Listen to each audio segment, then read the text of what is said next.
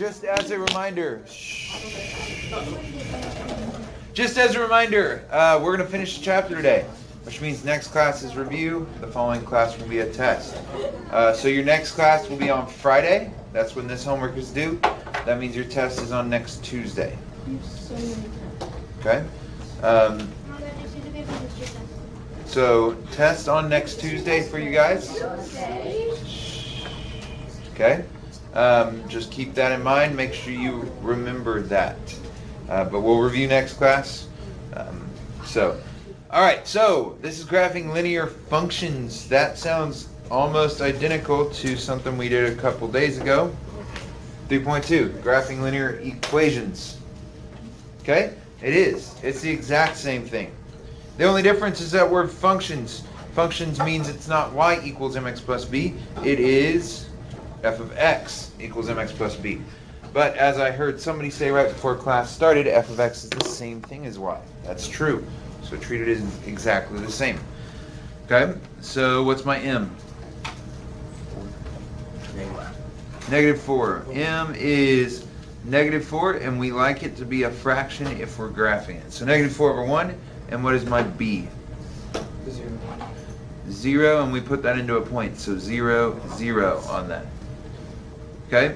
And that's 0 because it's plus b, which is plus 0 in this case. So our first point, we put a dot there, and then we go down and always to the right. So down 4, right 1. So this is something we have already had homework, quizzes, everything on. You already know how to do this. Okay, that's graphing linear equations or functions on this case because it says that f of x. So again, what is our m on number 2? -6, and we like that to look like this. And then my b is what? 0, -3. And remember that b is called a y-intercept, so if it's on the y-axis, the x should be 0. Okay?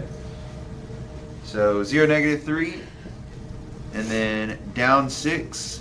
So we were at 3, down 6 more is 9, over 1. So here's my graphed line.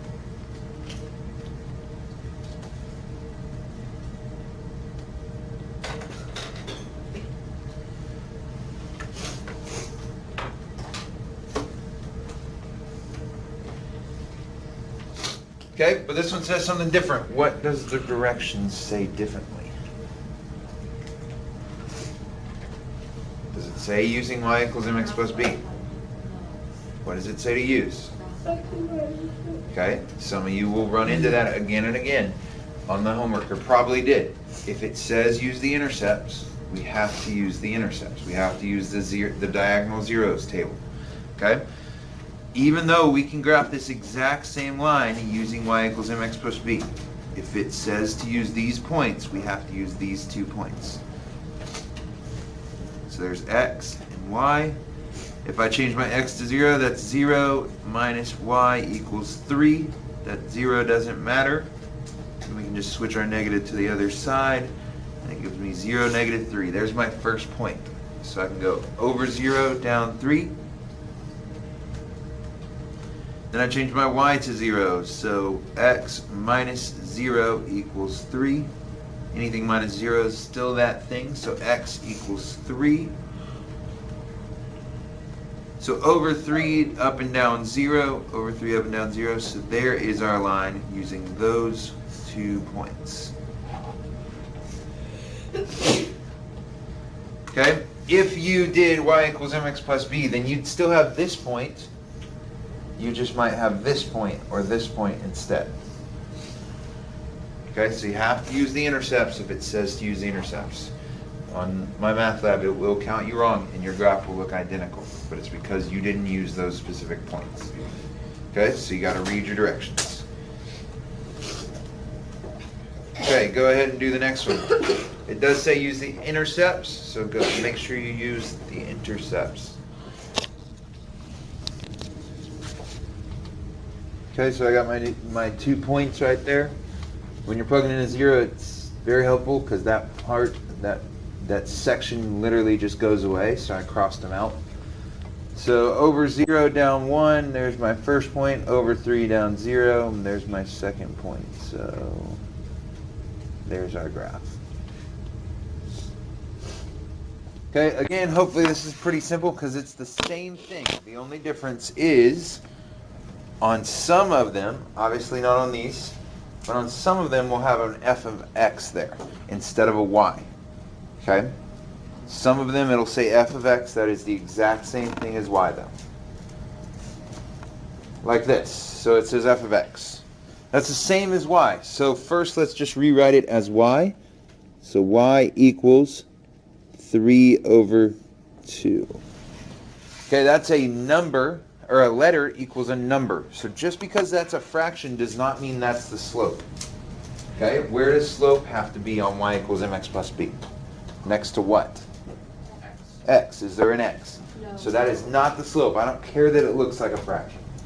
That is the b. That's our y-intercept. Okay, that's axis at. So we're going to go through the y-axis at 3 over 2.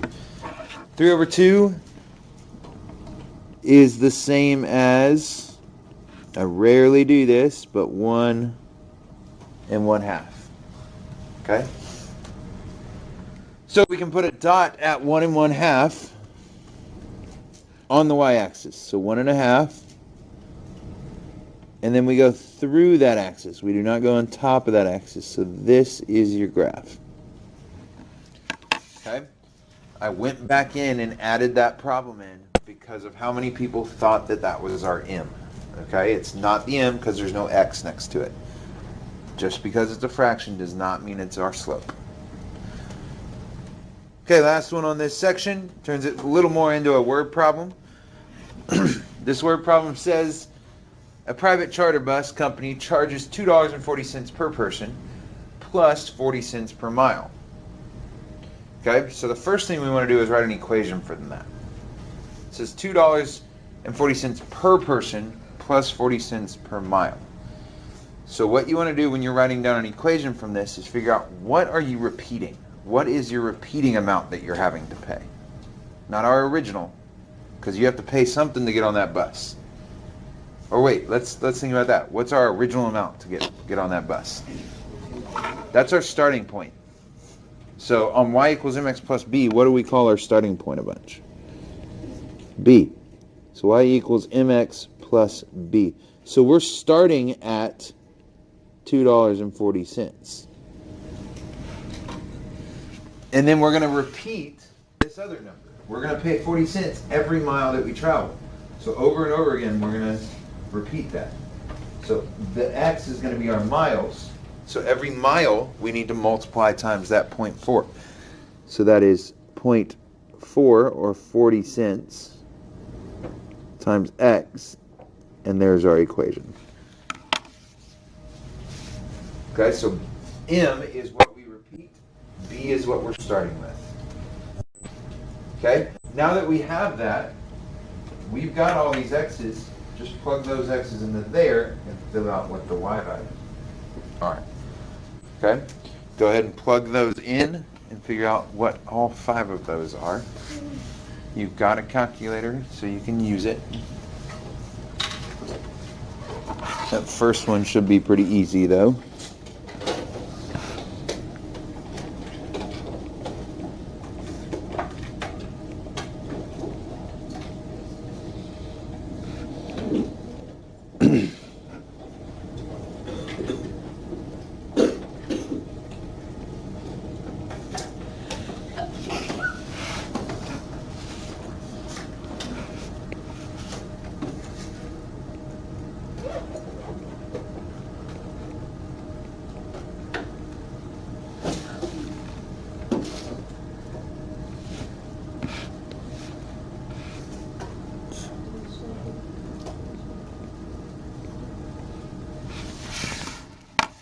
That's where my brain stops doing it.